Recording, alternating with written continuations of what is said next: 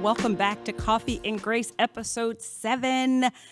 I am your host, Dee Kendricks, your culture strategist, your grace warrior, and you are at your weekly must-have destination for thoughtful connections and brave conversations. And we had quite the brave conversation in episode 6 around mental health, and particularly the fact that your mental health matters too. And there was such a overwhelming sense of depth in the dialogue that we said we have to come back. There has to be a part 2. We can't cheat you. We can't cheat ourselves. But there was also an overwhelming sense of feedback. And so thank all of you who I saw in passing or shot a note or made a comment that you want more of this conversation. Well, Dr. Knox indulged us and she is back. But as always, I got to talk about what's on my mind and what's in my cup. As you probably can see, there is no cup because I forgot my cup today. There's a lot going on, which is probably also what's on my mind. And I'd be remiss. Most of you who follow our page realized and saw that we lost a beloved member of the Coffee and Grace family and my family, my mother-in-law, Veronica St. Julian, my husband's mother, unexpectedly. And before I get way too choked up, it has been a landmine in our lives this past week. And I'm certain that there will be another episode where we'll talk more about that and we will give her due honor and a bit of a tribute. But I'm sure for those of you who have lost anyone near and dear, and particularly a parent or the parent of a spouse, and God forbid that you were fortunate enough, like myself, to have the most amazing relationship with your in-law or loved one, you can imagine what we're going through and experiencing right now. And so my ask to the table and to the Coffee and Grace family is to just keep us all in prayer. So with that, I do want to move into part 2 of the dialogue. I don't want to lose any more time. Dr. Knox, are you out there?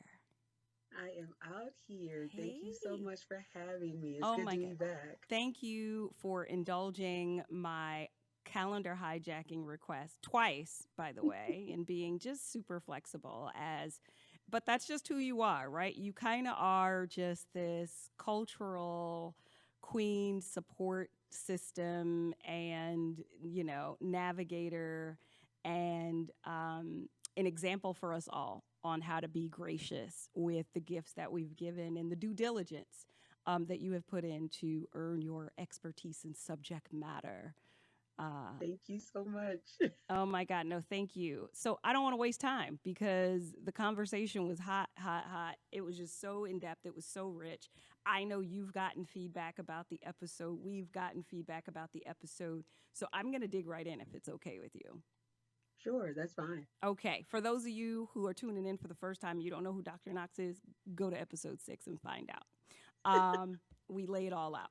So, when thinking about the last episode, we talked about a lot of statistics and details, and particularly some statistics that floated to the top, if you will, about women and where they fit in the statistics. I want to dig deeper into that realm today as it pertains to women. And we might touch on some other demographics, and that's okay. But I really want to stick to talking about women because that's also who I receive the most feedback from around wanting more. But one of the things we also talked about was the statistic that suicide is the second leading cause of death between the ages of 10 and 35 in the world, not the US, but the world.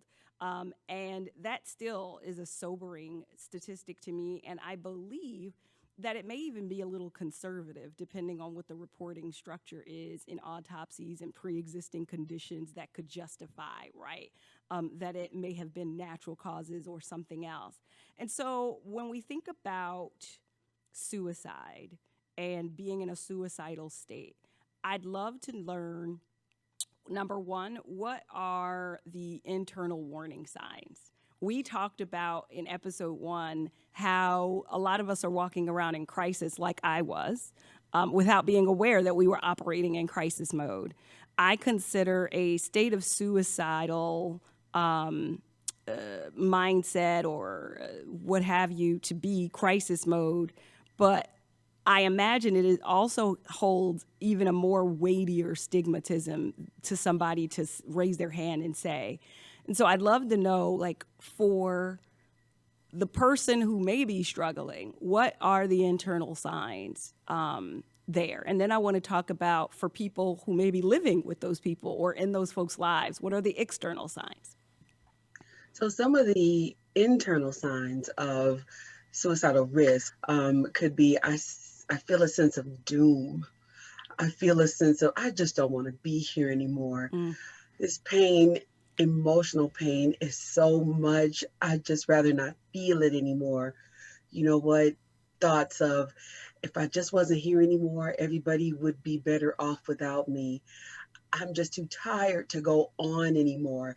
And not the sense of I'm going to kill myself, mm-hmm, mm-hmm, not those words, but I just can't go on anymore. I feel so much physical pain inside that I can't explain this sense of doom. Some other symptoms and signs that are inside. You know what? Everyone hates me. Everyone dislikes me. mm, You know what? All of these things that people think about me, I know they're true without even knowing what people think about you. mm, Feeling so insecure. I'm so ugly. I'm so fat. I'm so worthless. I'm so skinny. You know what? I even think my mom, she really didn't want to have me. mm, She'd be better off without me. My partner, I bet you they'd rather be with someone else. I don't even have a job, or the job I have, I don't even do so well at it.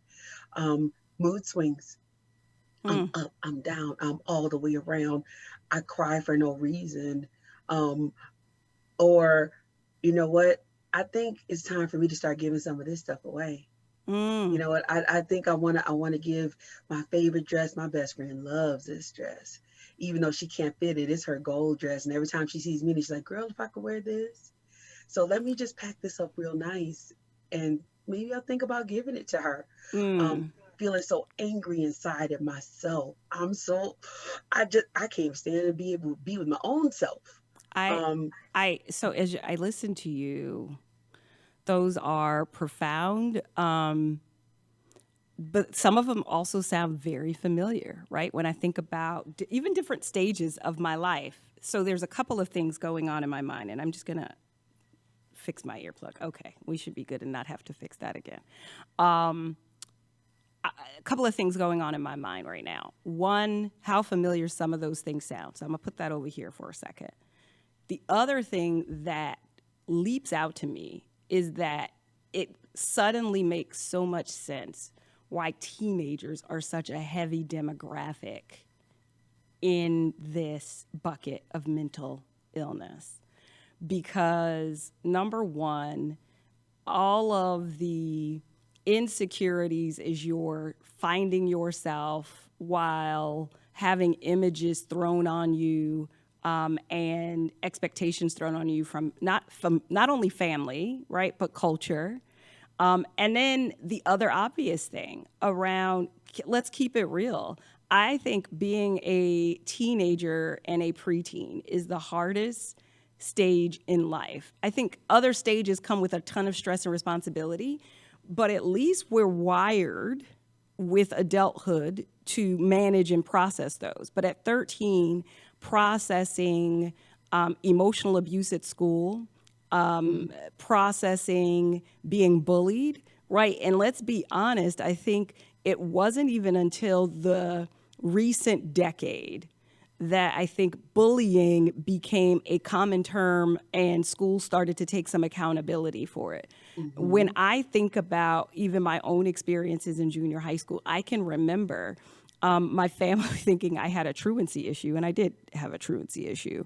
But the reality is, I remember telling a therapist one day, I just didn't know how to tell my mom I was being bullied so bad that I didn't want to go to school, that I was being same. picked on, right? So bad. And so I would wait until my family left for the day. I'd hide in the bathroom. Like I wasn't even doing anything really interesting, maybe until I was in high school. And then I'd actually had some friends elsewhere, so I'd go somewhere else. But for the most part, and so when I think about, friends who have children, and I see their teenagers who come home from school, go straight to their room, and the parent just kind of saying they're just having a hard time. Now I look and think about that a bit differently. And so when we are the other person, so let me pause. So that's adolescence come to mind. How does it show up differently in the different stages and ages of our lives? And so, what does it look like when we've struggled with suicidal risk from childhood and it's developed with us into adulthood, even in maybe college? How may it appear not necessarily just internally to us, but how may it show up to those around us? So, with those around us, once again, you speak about adolescence. And if I could just speak on adolescence because it's Please. very important. And with adolescents and adults, it shows up externally probably 24 hours a day and we don't notice it. Tell us So, more. adolescence is very similar to adults. So, with adolescence, you'll see um, risky behaviors. You may see um, uh, adolescents and adults having sex promiscuously, Mm, promiscuity. You may see spending money that they don't have, mm-hmm. or that we don't have. You may see I'm driving and I have my license now, or I'm an adult and I'm driving high top speeds. And you'll see more accidents. And so, with that information and statistics you gave, it's underreported because now you see a car accident, but there may be one or two people, or you may see drag racing.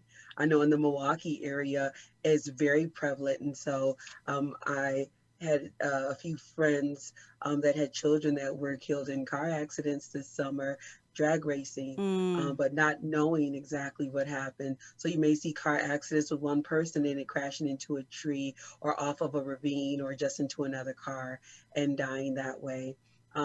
You will see drug and alcohol use and abuse heightening. mm-hmm. And so that's an issue. And so accidental overdosing, Right.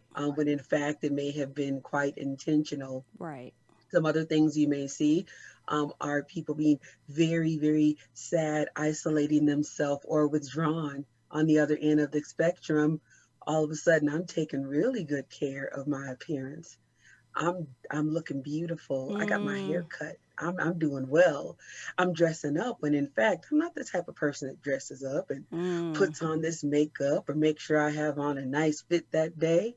All of a sudden there's a unusual calm and easiness when in fact I was very angry and I'm hyper and I'm manic and I have these mood swings and now there's a calm for a few mm, days or a week for no reason at all. Nothing special happening.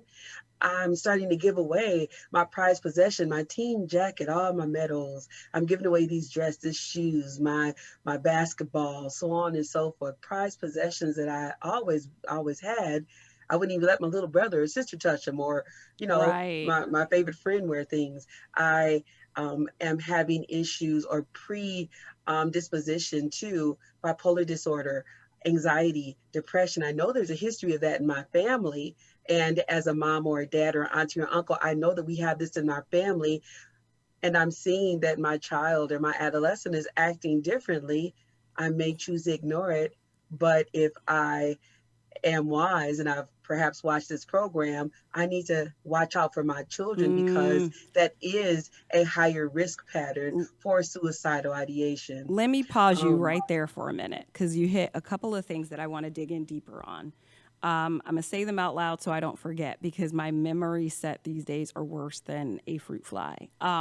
So, one, the fact that we talked about those watching the show, seeing signs, typically letting it slide, but maybe I should lean in. So, I want to talk about that. The other thing I want to talk about, and it may have slipped me just that quickly. It did, so it's fine. Let's go back to this. As we talk about these signs, I know one of the things that we consistently hear when it's become apparent that someone's taken their own life is, I saw this, I saw the signs, even in domestic violence cases, right? But this is a separate, to some extent, because I know the two are very connected, but let's separate it for a minute. But oftentimes people are like, I should have, I could have. But I think at the end of the day, most people aren't choosing to just neglect taking action. I think it's for a lack of knowing what to do. It's super sensitive. And I know when it comes to somebody being at a suicidal risk or in a suicidal risk state, you don't want to tilt them to the edge. And so, how do you, as a parent, as a friend, and as a spouse, lean in? How do you, let's say you're watching this, let's say you've got a classic case in one of your, you name it, categories: child, wife, husband, brother, sister, employee. What do you do? How do you, now what? I see it, I So know it, now what? I will say this loud and clear. Using the actual word suicide will not push a person to commit suicide. Oh. It will actually help. Statistic proves it. Professionals have done the research. Laymen have done the research. Actually, using the word suicide and asking your child, your adolescent, your partner, or even a friend or co-worker will actually assist in saving a life.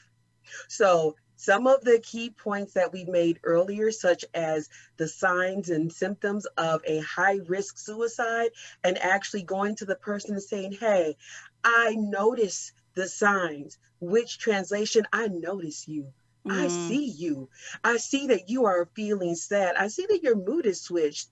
You're looking good. You're dressing up. Listen, this has been different from when you were feeling down and low.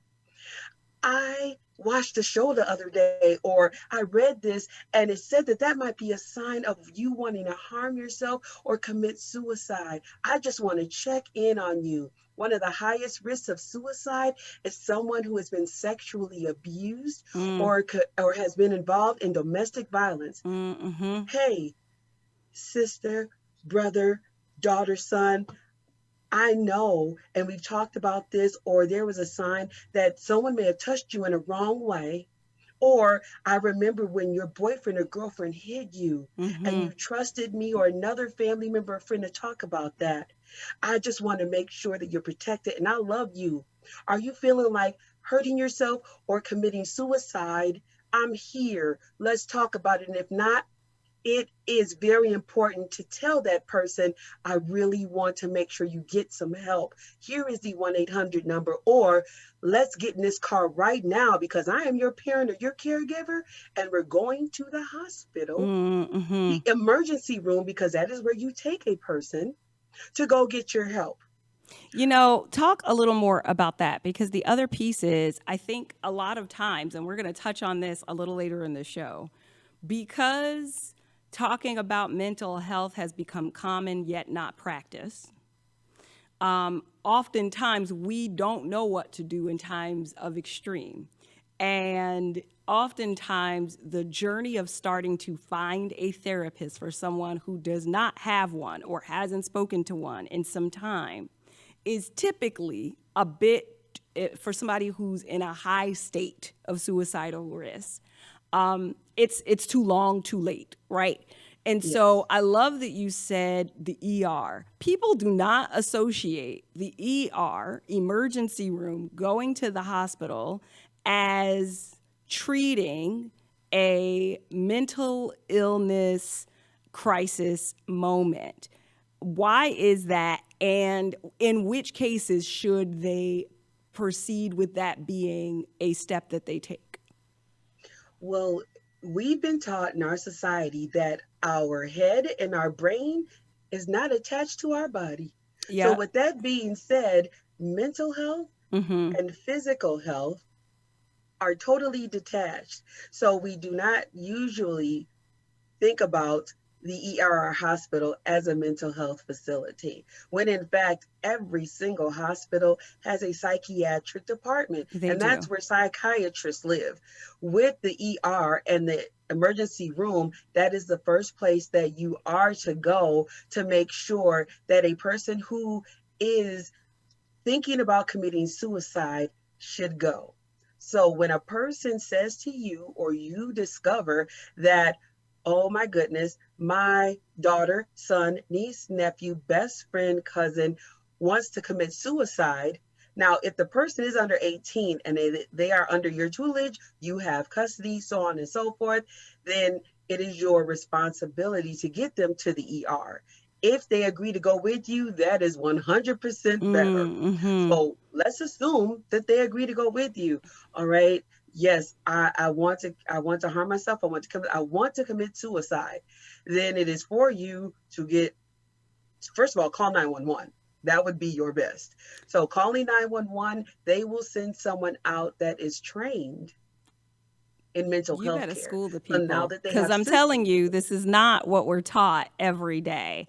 And I can't help but think about a number of scenarios that result in the most unfortunate circumstance, because information like this, not just resources, but information like this, is just not, I won't say general public knowledge, but not general public knowledge. you're absolutely right. It is not general public knowledge as it should be, especially for minority communities, because we do not have the best relationship with 911 or police We officers. most When we think certainly of do not. 911, we think of police officers for minority And we communities. know what When happens when police officers show up in minority communities. I hate the term minorities, but in underserved communities, underserved and right? More under, urban communities, yes, and someone is having or perhaps experiencing a psychotic break. There are a number of yes, cases that have told us what happens in those cases. So I yes. completely agree with you. And so most folks don't realize that 911 doesn't automatically mean the police.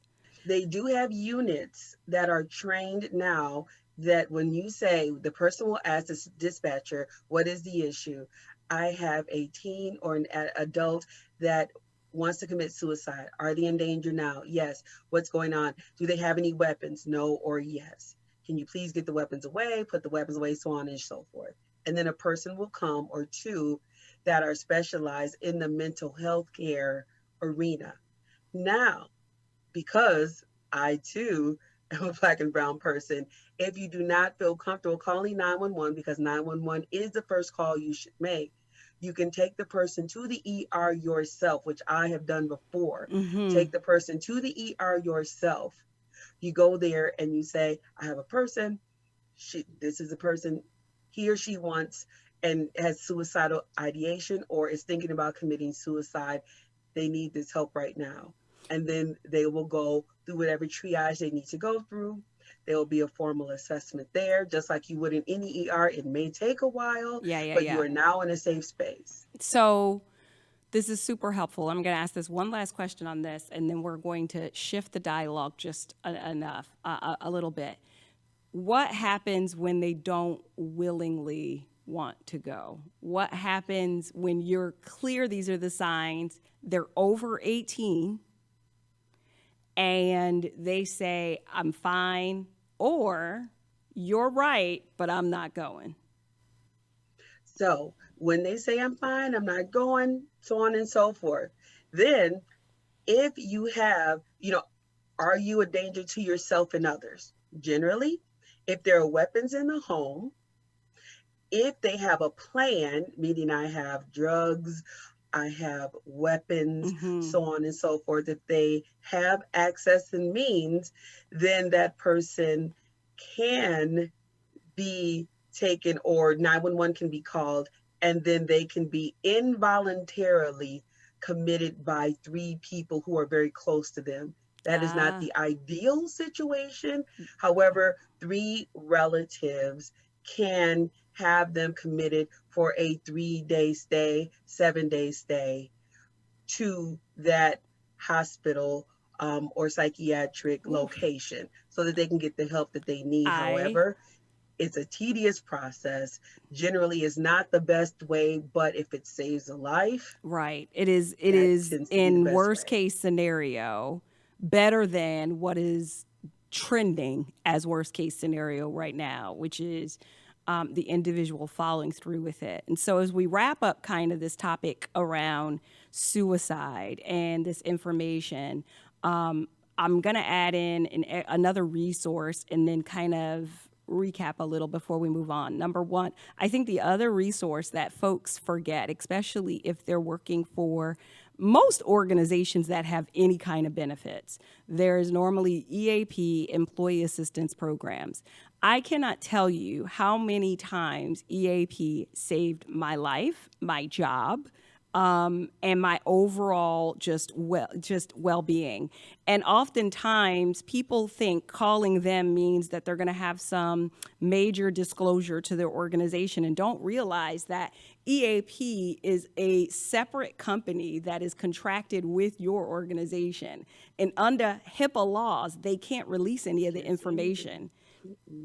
In fact, they are it is in their best interest to make sure they serve you, because that's how they continue to repeat the benefit. And so what I'll say is, when you call EAP, you can call EAP in dire straits, and they have counselors answering the phone. They will even help you find a therapist and a counselor. Oftentimes we figure we have to go through this long, arduous process of looking in our network, et cetera. Your first several sessions with EAP are at no cost. And in addition to that, they'll make sure that you have a long-term plan. So I just wanted to say that. And if we actually bring Leah back on the screen so that we can wrap up kind of the suicide, what you can do, perfect. What you heard first here is, when dealing with someone, first of all, people who may be in a state of suicidal risk heard some symptoms today that made them realize that they actually were. I can tell you, I've had a number of those symptoms, a number of them throughout the years. They're not as frequent anymore, but I can completely connect with them. So you're not alone. That's number one.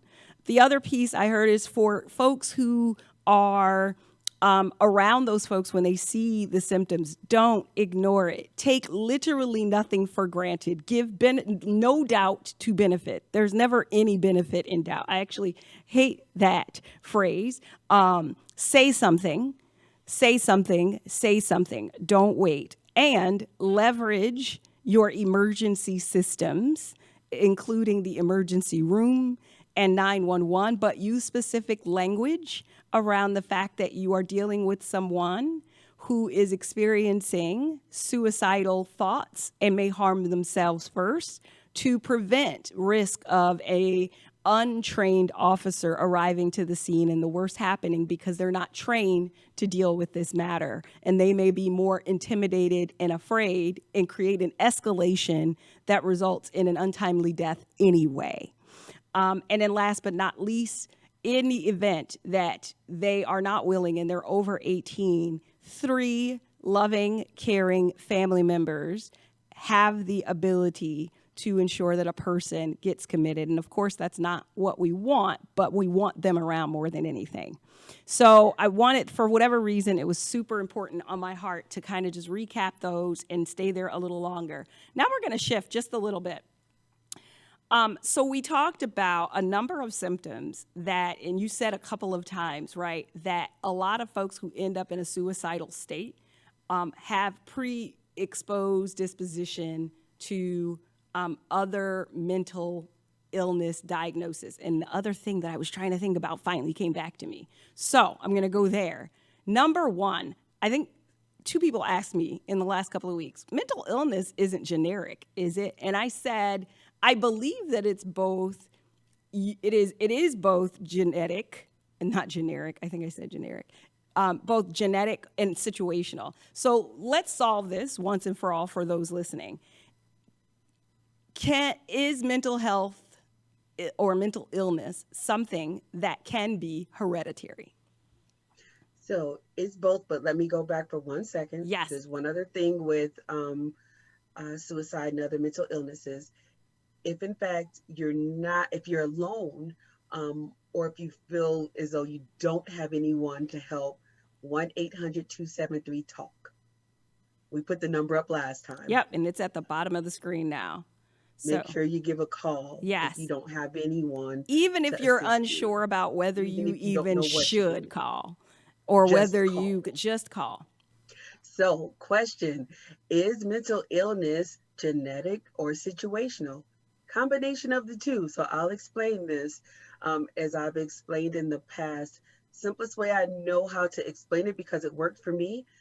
Mental illness can be genetic and is genetic. For instance, great great great great grandmother may have had, and once again, diagnoses were not Right. really They probably out said back she had then. the vapors. Exactly, or you were touched Right. back in the country, We or just kept so her on up. and so forth. You After a had the certain age, she stayed spirits. upstairs. Right. Yes, and there was an uncle that was up there, and you slide, food to the room. Right. Or grandma was just, she just used to dance in the street sometimes, and it was okay because she knew how to dance. So, with that being said, it can be genetic, which is predisposition, chemical imbalance in systems. Then, as generations and generations go down, such as with high blood pressure, with diabetes, or what have you, some people, it may produce and show up outwardly, others may not. However, it may be triggered by an outside event, which can be a situational issue.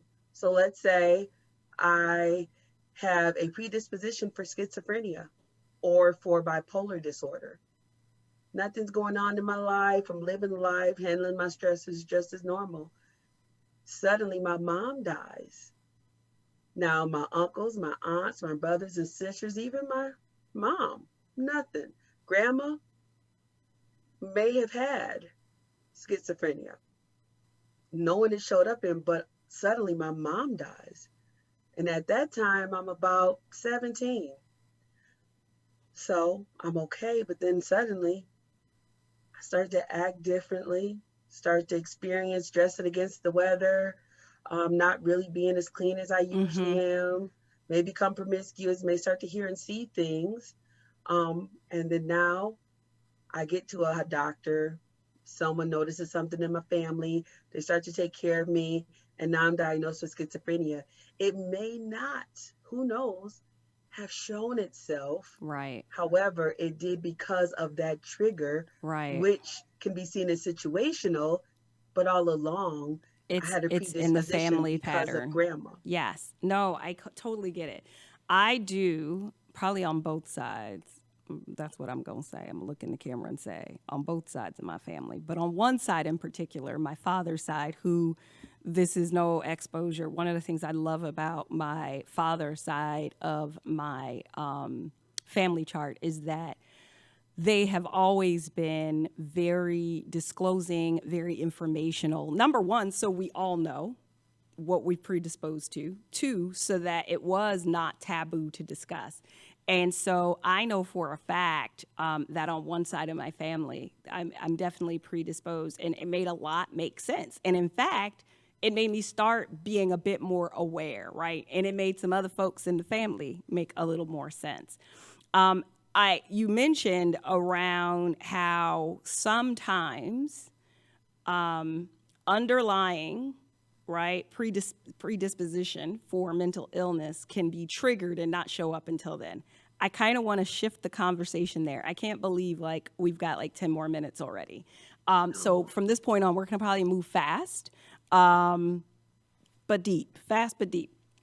That's what she said. Sorry. I've literally, as I We said try it to out behave. loud, as Oh I my said God, it we try to out, behave. We as try I to be said it out professional. loud, And I could she's, literally hear Keith say, that's what she said. You tell him I thought about him today. my God, I can't wait to tell him. Oh, God. I'm sorry for all of my family watching this. So this probably, we talked about how we were going to dig deeper into women and the statistics, but actually we've kept it. I won't say general, but unisex in our topic. But this one I want to, and maybe it doesn't. Maybe we still talk about both men and women. When we talk about triggers, I want to know. So we've got so many different dynamics in our lives. We've got our family dynamics. We've got intimate relationship dynamics, friendship, culture, all that. But today, in today's generation, in the world that we live in, we are consumed for the most part by the work that we choose to participate in. And that is where we spend the majority of our day, whether we're entrepreneurs, whether we're working for a particular organization or business. How does workplace culture from the statistics or information that you have, how is workplace culture showing up and contributing to the triggers and the demise and the detriment of mental health today? I really want to say in particular for women, but for whatever reason, give me all the data. So we can say men and women. So it absolutely is showing up, and we can start with just gender roles. We can start with pay. So Ooh, women are still paid less than men, they and are so indeed. it impedes how we're able to take care of our families. And so with that, there's stressors there. So let's say if there are predisposition in women for major depressive disorder, anxiety, or what have you. And let's say if it's being managed effectively, but we go to work every day. And so there are the gender roles, there's being paid less. There are the meetings in the boardrooms, Mm-hmm. or if I am in certain areas in work, whether it be, oh, well, I'm a forklift operator and he's a forklift operator. Oh, well, don't touch that. I can do that. I'm a man. Those gender roles, Mm-hmm. there are about 35 to 40% more um, on women's side of things where I may experience more breaks in my mental health than men do. Mm. So I may miss more work as a woman. I may have more symptoms physically Mm. that may assist in me missing work. I may utilize EAP more. I may tend to lose my job 40 to 50% more than a man might. I may have to utilize welfare or government aid more so than a man might. Also, and we can talk about women and men, discrimination and racism within our workforce. It has Let's been, go there for a bit, yes, right? Because when I think about our general audience, right, it is working class to executive level for the most part. And I know for a fact that racism, um, and we could probably have a whole show just about this, but um, I know that that is showing up. It is as well as gender bias and generational bias in the yes, workplace, and the stressors and how that plays out differently for ethnic individuals versus non ethnic, as well as men versus women. And so, talk to us a little bit about how that may be playing out. And we don't have to stay on it too long because I think, as we talked about it, I think I just got a show idea and we're going to have a separate conversation about this. I'll bring on someone else in addition to you because I think one of the conversations we don't often have when we talk about the inequalities within the workplace is we don't always talk about how it is a dominant factor in the demise of mental health for both sexes.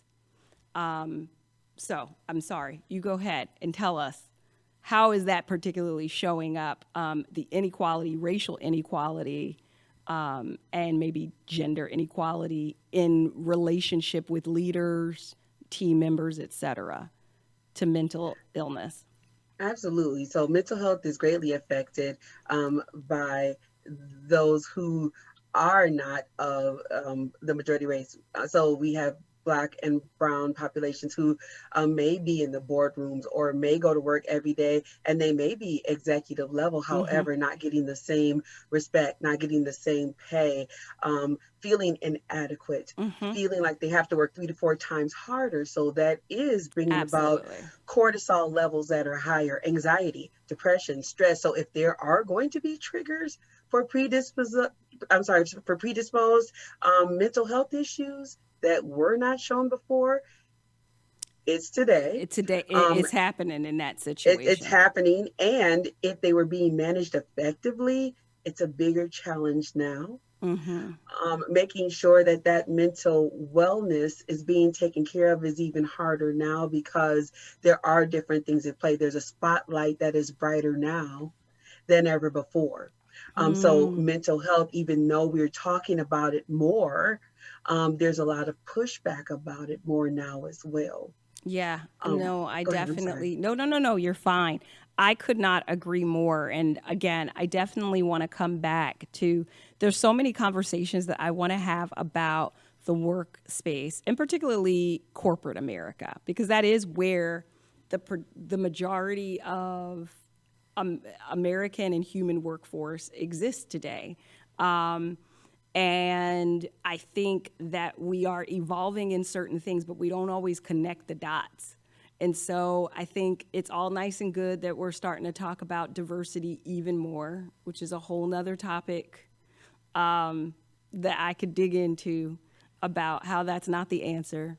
I think that it is really nice that we're starting to normalize the conversation of wellness, but I think it does nothing if we don't sit down and talk about what's happening every day between supervisor, manager, executive, C-suite, and Joe, Bob, and Jane with anyone and everyone else that are creating the cycle of this behavior. Essentially, when we start having that conversation, I really feel like, so basically what you're doing is just giving me support systems to manage the systemic environment of deterioration that you are creating on a daily basis. It's very similar to fixing a a a child that's having an issue and sending them back home without fixing Yes. the environment in which they come from. Yes. And that is the culture we're living in now. Yes. And everyone's very happy about that, when in fact we're missing the bigger issue and the elephant in the room, which Hello. is there's a room. Yes. The elephant in the room, fine, but the elephant is in a room. A room. Let's talk about the room. A room in which the elephant is sitting comfortably in, by the way. Absolutely. So let's talk about the room and why the elephant was allowed in the room in the first place. There's something wrong with the room. Completely. And the room needs to be So let's talk about the dismantled room. in a certain way and examined. And, honestly, that's why I do the work that I do. That's why I do culture work, because, Same. a diversity strategy means absolutely nothing if the room doesn't change. Am I saying that the people who run the room have to change? Not necessarily as far as swapping them out, but we've got to take a look at what causes it. What causes it? I could go on and on forever, but believe it or not, we're pretty much at close here. And so I think I'm going to sacrifice kind of the last sip because I do want to cover this last piece, and we got to cover it in about 3 minutes, which I know that you can more than do. And so I would say this. I've said it a number of times. I think that we have, as a culture, began to, normalize the term managing our mental health, but we haven't made daily mental fitness practice. But the other piece is we don't really know what that looks like. Right now, therapy has become a common term, yet it's not an everyday practice. But does therapy actually is it the lone silver bullet in having a mental fit, right, healthy state of mind? And mindfulness, which is a lifesaver for me. I love to meditate. I'm not big on yoga, but I do. But yoga's become popular. But is that it? When we think about the things that are going to, if I were to, in contrast, focus on all of the tips, tricks, and resources for how to hurry up and lose 10 pounds, compared to the same for how to make sure I get right here and stay right here, I'd say I stop at a various number of opportunities and options within 2 buckets. How well and how many exercises I can do and where I can go to do it, what kind of therapy and support groups to look into, but I don't really get any other things. And so in this show, I really want to start to normalize mental fitness. So we've literally only got a couple of minutes, but how do we normalize mental fitness? What, in addition to therapy and exercise will do it. So I'm going to, and this is perfect. I'm going to go with things that are natural, normal, and free. The things Yes. that you named, going to Because therapy, I can work making out at sure that you're home. mindful, Right. all those things are wonderful, and we want to make sure that they are still going on. However, number one, get outside. Whether it's cold, whether it's hot, what have you, take 5 minutes. Get outside, sit on your porch, breathe in deep through the nose, out through the mouth, takes care of cortisol in your tummy, breathes in oxygen, period. All of it's for free. 5 minutes. Number two, look at things that are beautiful to you. I don't care what it is, visual. And if you are viewing impaired, feel things that are beautiful to you. Make sure that you have something in your aura that's beautiful. Compliment somebody. I don't care who it is, and make sure that you're able to receive a compliment. Somebody around you that tells you you're beautiful, tells you you're wonderful, tells you you do a good job, be in that person's space. If you have to call them up and say, hey, give me one compliment and I'll give you one back, you do that. Make sure that you lift your arm up one time, down one time, up one time, down one time, the other one, up one time, down one time. If you cannot lift, then stand up. If you cannot stand up, blink your eye, close it, blink your eye. Some form of exercise one time a day, even if it is for 2 to 3 minutes, but move your body. Make sure you drink 1 to 2 glasses of water, and if you can get more in your system, do so. 1 to 2 glasses of water, start there. Also, time management. Take at least some time to declutter. If there is a pair of glasses and 2 pens on your desk, remove one because you don't need 2 pens. If there are clothes in your closet that don't fit you, take your time with it, but remove one by the end of the month.